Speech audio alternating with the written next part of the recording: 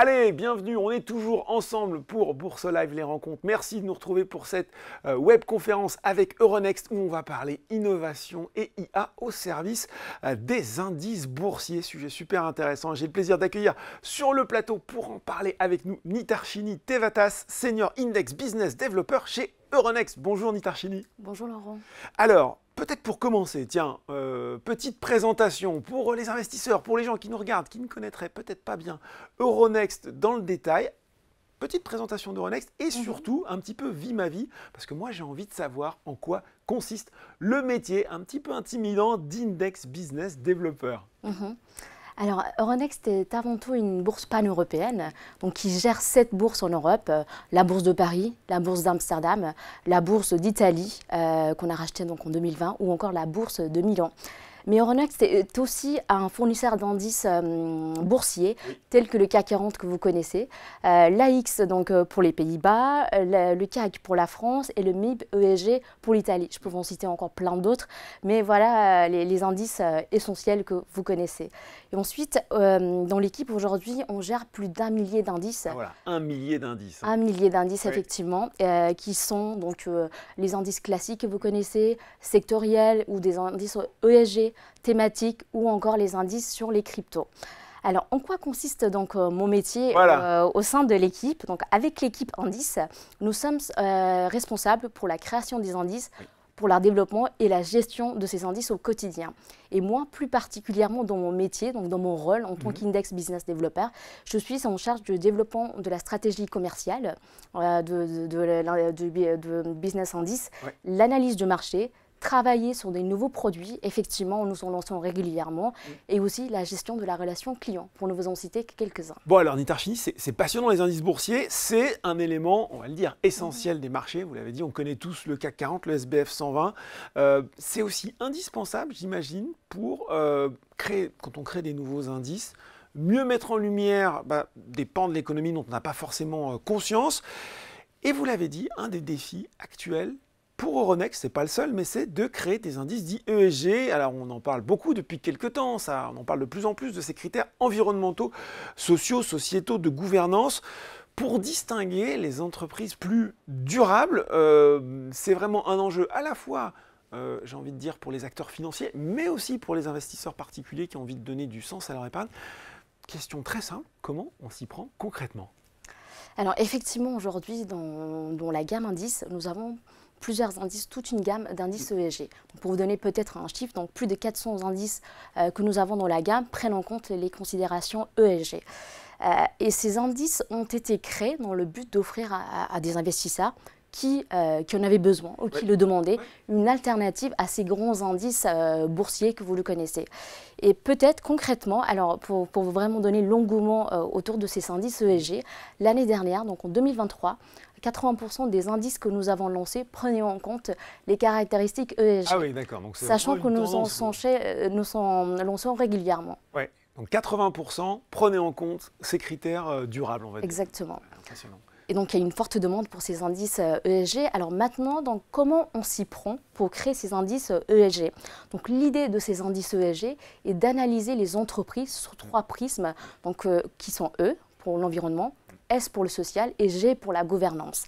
Donc, si on rentre maintenant dans les détails, alors sur la partie environnement, donc on va regarder un certain nombre de métriques qui sont peut-être plus parlants, comme l'empreinte carbone d'une entreprise, son empreinte sur la biodiversité, sa gestion de l'eau, sa gestion de la pollution, etc. Donc voilà, je vous en citais quelques-uns, mais il y en a d'autres. Il y en a une foule, mais en tout cas, c'est déjà beaucoup d'informations à prendre en compte et sur lesquelles on commence à avoir effectivement des données. Ouais. Exactement, ça c'est sur le pilier E. Et ensuite, si on regarde sur le pilier S, donc la partie sociale, là on va regarder plus les considérations internes à l'entreprise. Donc là, on va dire les relations au syndicat, la diversité, l'équilibre entre la vie professionnelle et la vie personnelle, etc. Donc, ce sont plutôt, voilà, comme j'ai dit, les considérations internes à l'entreprise. Et ensuite, sur la partie G, alors peut-être que là, c'est un peu moins intuitif. Là, on va regarder… Moins simple en plus, hein, parce qu'il y a peut-être moins de données qui sont facilement, qu'on peut facilement recueillir et compiler, j'imagine. Exactement, sachant qu'on en a de plus en plus. Ouais. Donc, là, on va regarder plutôt la structure du conseil d'administration, l'adhésion à des grands traités internationaux, comme pour prévenir la corruption, la rémunération des dirigeants, ou encore la diversité dans les organes de décision. Et voilà, donc on a un certain nombre de critères qui sont assez fins et granulaires, et qui nécessitent effectivement une analyse beaucoup plus poussée. Ouais. Et aujourd'hui, grâce à toutes ces données, on est capable d'analyser une entreprise sous un angle extra-financier. Bon, alors moi, Nitarchini, il y a un indice dont il faut que vous me parliez, qui illustre un petit peu tout ce que vous venez de dire. On connaît le CAC 40, tout le monde, mais il a un petit frère, si je puis dire, qui a été lancé il y a quelques années de ça, je crois maintenant, qui s'appelle le CAC 40 ESG, donc un CAC 40, on va dire, simplement durable. Comment vous vous y êtes pris pour créer cet indice ? Effectivement, nous avons lancé donc en 2021. 2021 déjà. Oui, ouais, exactement. En 2021, l'indice CAC 40 ESG, qui est la déclinaison verte de l'indice CAC 40. Alors, comment on s'y prend? Donc, tout d'abord, pour construire un indice, il faut un univers des départs. Alors, ce que nous avons décidé dans l'équipe, c'est de choisir un indice de la famille CAC 40, donc qui est le CAC large 60, comme étant l'univers de départ pour la construction de l'indice CAC 40 ESG. D'accord. Alors, cet indice, donc CAC large 60, est composé de 40 valeurs donc, du CAC 40, plus les 20 valeurs suivantes. D'accord. Qu'est-ce qu'on va faire en premier? On va exclure 20% des sociétés, donc des entreprises qui sont les moins bien notées à partir de cet univers de départ. Et pourquoi ces 20%? C'est aussi pour répondre à la demande des critères du label ISR en France qui demande à ce qu'on exclue les 20% des entreprises les moins bien notées. C'était un label qui a été revu d'ailleurs récemment, qui est sponsorisé par le ministère de l'économie et des Finances. Exactement, il y a une version 3. Donc voilà, version 3, c'est comme les logiciels, il y a des mises à jour. Exactement. Et alors ensuite, ce qu'on va faire, donc après ces exclusions de 20% sur le score ESG, on va aussi exclure un certain nombre d'activités comme le charbon, le tabac, les armes controversées ou encore les processus d'extraction non conventionnels. D'accord. Ça, c'est le deuxième étape. Et ensuite, donc, ce qui nous reste, on va choisir les 40%, valeurs les mieux notées en termes de score ESG. On ne s'arrête pas là, sinon ce serait un peu trop facile. Pourtant, il y a déjà un beau processus qui est mis en place. Ouais. Ce qu'on va faire, c'est qu'on va s'assurer que le portefeuille final constitué fasse mieux que l'indice de départ, donc l'univers des départs, sur un certain nombre d'éléments. Par exemple, sur l'empreinte carbone du portefeuille final, on va s'assurer qu'il est mieux que l'univers des départs.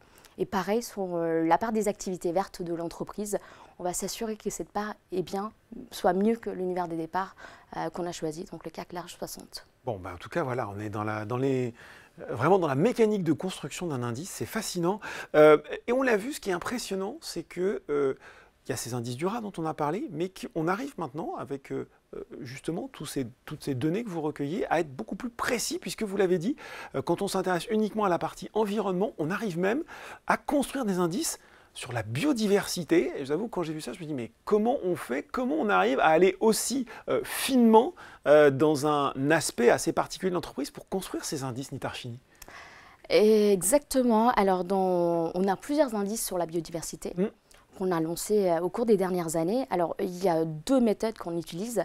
Donc, soit on va sélectionner les entreprises qui vont avoir, on va exclure, les entreprises qui vont avoir un impact négatif sur la biodiversité, ou tout simplement sélectionner des entreprises qui vont avoir un impact positif sur la biodiversité comparé à leurs pairs au sein d'un même secteur. Alors ici, vous allez me demander comment on va justement évaluer la biodiversité. Comment on évalue cela. Donc ce qu'on va faire, c'est qu'on va évaluer la façon dont une entreprise respecte ou non la biodiversité via un score qui s'appelle le CBF.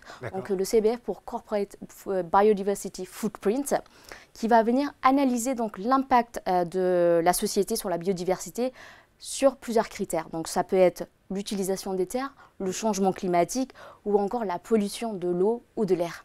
À partir de ces éléments-là, donc on est capable d'analyser l'impact de l'entreprise sur la biodiversité, mais on ne s'arrête pas là parce qu'on fait aussi une analyse inverse, c'est-à-dire quel serait l'impact de la disparition de la biodiversité sur les activités de l'entreprise. Ah oui, d'accord. Exactement, parce que demain, si on imagine qu'une partie de la forêt ou des matières premières disparaissait, cela aurait un impact sur la société, donc sur ses revenus, et ce qui fait que demain, cette société potentiellement verrait ses revenus diminuer drastiquement. Plus ou moins fortement, oui. Exactement. Bon. Et ensuite, après toutes ces exclusions, on va seulement choisir les entreprises qui vont avoir un impact positif sur la biodiversité, comparé à leurs pairs au sein d'un même secteur. Bon, on voit une batterie de critères qui est déployée, une méthodologie qui est très, très rigoureuse. Ça, c'est pour le côté environnement. Et puis, si je ne vais pas tous les faire, mais ça m'intéresse aussi sur le pilier S. Vous avez aussi réussi à développer des indices sur les critères sociaux. Là aussi, je suis très curieux d'en savoir plus sur votre démarche.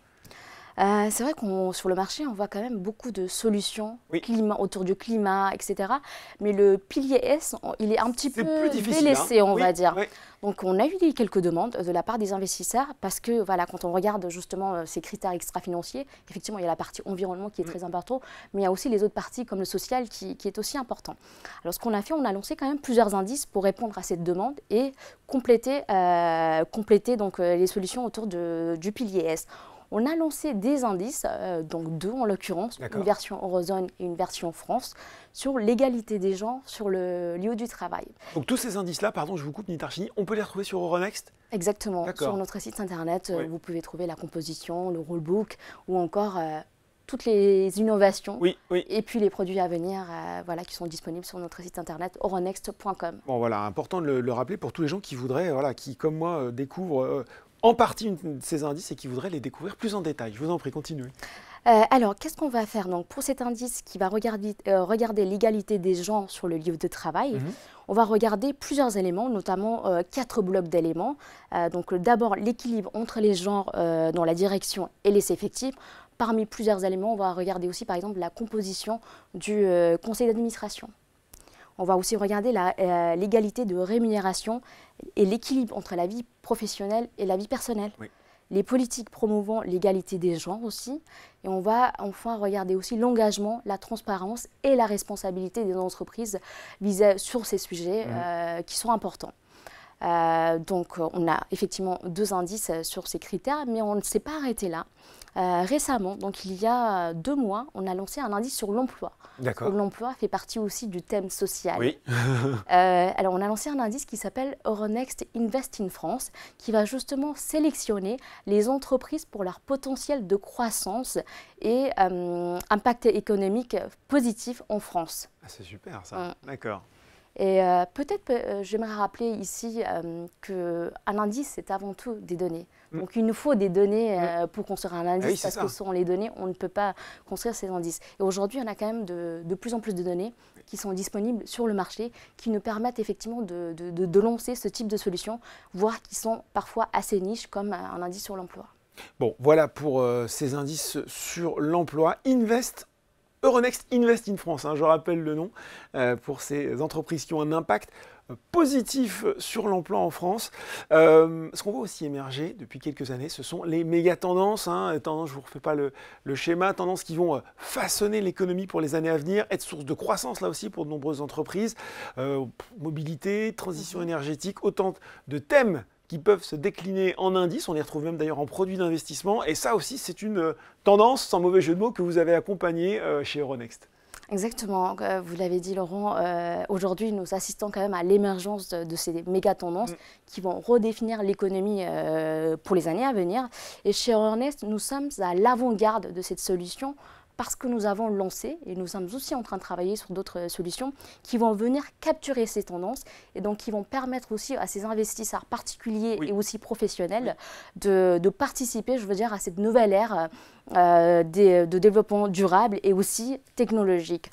Peut-être pour vous donner juste quelques exemples sur la partie transition énergétique, parce qu'on en entend parler de plus en plus, on a lancé un indice sur l'hydrogène. Donc c'est un indice qui va venir sélectionner les entreprises qui sont impliquées dans la chaîne de valeur de l'hydrogène. Donc ça peut être la production, la distribution ou encore le transport de l'hydrogène. On est en train de aussi travailler sur un indice qui s'appelle le Energy Transition Metals. Alors ici, on va venir sélectionner les entreprises qui sont impliquées dans le traitement et l'extraction. Extraction. Exactement. des métaux qui sont considérés comme essentiels pour la transition vers les énergies propres. Vers la On pense au cuivre, j'imagine, on pense au nickel, enfin voilà, tous ces éléments dont on entend parler le zinc, actuellement. exactement. Ouais. Et là-dessus, l'Agence internationale de l'énergie a fait une recommandation justement sur ces métaux qui vont être importants pour la transition énergétique et qui vont voir une demande de plus en plus croissante ici. Ça, c'est juste quelques exemples ici que je vous ai donnés. Vous imaginez bien qu'on en a plein d'autres et actuellement... J'ai compris qu'il fallait aller sur le site Euronext pour tout voir de toute façon.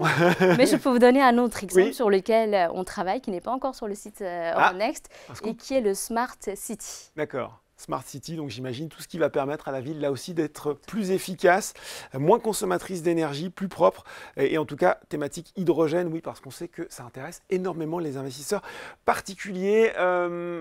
Question aussi, Nitarchini, pour les gens qui nous regardent et qui sont peut-être plus sur le CAC 40, sur le SBF 120, sur des indices plus traditionnels et qui se disent bon, c'est intéressant tout ça, mais je n'ai peut-être pas forcément envie de les suivre. Qu'est-ce qu'on pourrait leur dire pour les convaincre de s'y intéresser davantage ? Alors, il y a plusieurs avantages à regarder justement ces indices ou investir dans des indices méga tendances, en plus des indices traditionnels qu'on connaît. Alors, tout d'abord, je dirais la diversification des investissements. On nous répète souvent qu'il faut diversifier son portefeuille et que c'est important. Eh bien, ces investissements, en tout cas ces indices, vont permettre une diversification du portefeuille en incluant des secteurs et des thèmes spécifiques qui ne sont pas toujours bien représentés dans les indices traditionnels. Et là, ça veut dire qu'on va investir dans des secteurs économiques différents et qui va venir aussi peut-être réduire le risque global du portefeuille. Oui. Ensuite, ces indices permettent aussi à avoir accès à des secteurs en forte croissance. Ces méga tendances vont se concentrer sur des thèmes qui vont avoir une forte croissance future, comme la technologie ou la santé. Et là encore, investir dans ces secteurs vont offrir une opportunité de rendement supérieur, sur le long terme, supérieur à ce qu'on peut voir sur d'autres indices plus traditionnels. Ouais. Exactement. Et puis, cela permet aussi d'investir de façon durable et responsable. On l'a vu avec l'indice CAC 40 ESG dont on a parlé. Et aussi investir dans l'innovation parce que c'est important. Et cela va donner l'opportunité aux investisseurs de se positionner sur les leaders de demain, qui est quand même important. Et je dirais peut-être pour résumer, donc, la diversification des investissements, réduire le risque et aussi investir sur des solutions qui sont responsables via le CAC 40 ESG ou d'autres indices. Voilà, effectivement, et ça cadre tout à fait avec le débat de ces tables rondes. Ça veut donc dire, transition toute trouvée, pour les gens qui nous regardent, qui disent donc on peut investir sur ces différents indices dont vous nous avez parlé, Nitarchini. Alors, si on souhaite, effectivement, on peut investir dans les indices directement, dans les indices ESG, les méga tendances qu'on a citées, ou encore dans les indices thématiques. Par contre, cela voudrait dire qu'il faut acheter toutes les lignes de l'indice. Donc là, si je prends l'exemple du CAC 40 ESG, il faut acheter les 40 lignes et les ajuster au quotidien. Et puis il y a des valeurs qui sont un petit peu chères à l'achat, on va le dire. Exactement. Je ne sais pas si elles en font partie, mais les valeurs du luxe ont un cours qui est assez élevé. Alors, de 1, donc c'est coûteux, c'est pas simple, ça prend du temps aussi. Mais aujourd'hui, on a quand même plusieurs produits qui permettent de répliquer, donc d'avoir la performance de l'indice sous-jacent, donc de ces indices méga tendances. Là, je pense notamment aux trackers, donc les ETF, qui sont des produits liquides et à moindre coût, comparé à un investissement direct dans l'indice. On a aussi des certificats ou les warrants. Et encore, pour les investisseurs plus avancés, effectivement, il y a les futurs ou les options. Voilà. Il y a quand même un panoplie de produits qui sont disponibles aux investisseurs pour investir dans ces tendances. Des solutions pour investir dans ces nouveaux indices. Mais tiens, il y a une tendance aussi d'investissement qui fascine les investisseurs particuliers, c'est les cryptos. Avec quel œil on regarde ça chez Euronext ? Alors nous, aujourd'hui, quand on regarde le portefeuille, que ce soit le portefeuille des investisseurs particuliers ou professionnels, effectivement, il y a un investissement sur les cryptos, et de plus en plus. Et on voit qu'il y a maintenant, aux États-Unis en tout cas, même des ETF sur certaines cryptos, dont le Bitcoin. Exactement. Et les cryptoactifs sont quand même une classe d'actifs à part entière et qui vont permettre aussi de diversifier le portefeuille. Et chez Euronext, on s'est penché sur le sujet et on a lancé donc, plusieurs indices, parce que les premiers indices qu'on a lancés, ça date de 2022. Donc on a lancé toute une gamme d'indices crypto, donc à la fois sur des crypto-monnaies individuelles, ou aussi un panier de crypto qui est composé de 25 noms. D'accord. On ne s'est pas arrêté là et actuellement, il y a d'autres projets plus innovants qui sont en cours de développement chez nous. Bon, d'autres projets plus innovants et je crois même là aussi, puisqu'on va parler aussi de la façon dont vous construisez ces indices, on va voir si vous utilisez l'IA, mais que vous avez comme ça des critères, notamment celui du sentiment de marché, c'est ça Nitarchini, par rapport à certaines de ces cryptos justement. Exactement, donc grâce au développement de l'IA, notamment une méthode qui s'appelle le NLP, donc le traitement du langage naturel, on est capable de générer d'autres solutions, donc notamment le score sentiment qu'on est en train de regarder en interne pour utiliser ça dans la construction d'un panier d'indices crypto qui va venir sélectionner les crypto-monnaies en fonction du sentiment des investisseurs et du marché. Bon, justement, est-ce qu'on peut en savoir plus sur la façon, puisque je crois comprendre que c'est déjà à l'œuvre, dont l'IA vient constituer un outil supplémentaire, j'ai l'impression, dans votre façon de créer des indices. Alors, nous utilisons déjà l'IA chez Euronext et notamment dans la gestion de nos indices. Oui. L'année dernière, pour vous donner un exemple, on a lancé un indice monde sur l'intelligence artificielle. Alors, la particularité ici de cet indice est qu'on a utilisé l'IA, donc l'intelligence artificielle, dans la sélection des valeurs qui composent cet indice. Certaine logique. Hein. Voilà, ça apporte aussi de l'innovation. Oui. Et ce qu'on a fait, c'est qu'il y a une méthode qui s'appelle le NLP, le traitement du langage naturel et l'IA, voilà, qui permet justement d'analyser un volume de données important pour pouvoir choisir les leaders qui appartiennent à l'intelligence artificielle. Donc c'est un indice qui est live depuis l'année dernière et qui est composé de 100 valeurs. Il y a d'autres choses sur lesquelles vous travaillez. Allez, j'espère toujours avoir un scoop dans les mois à venir ou des choses qui sont en réflexion sur certaines thématiques pas encore abordées.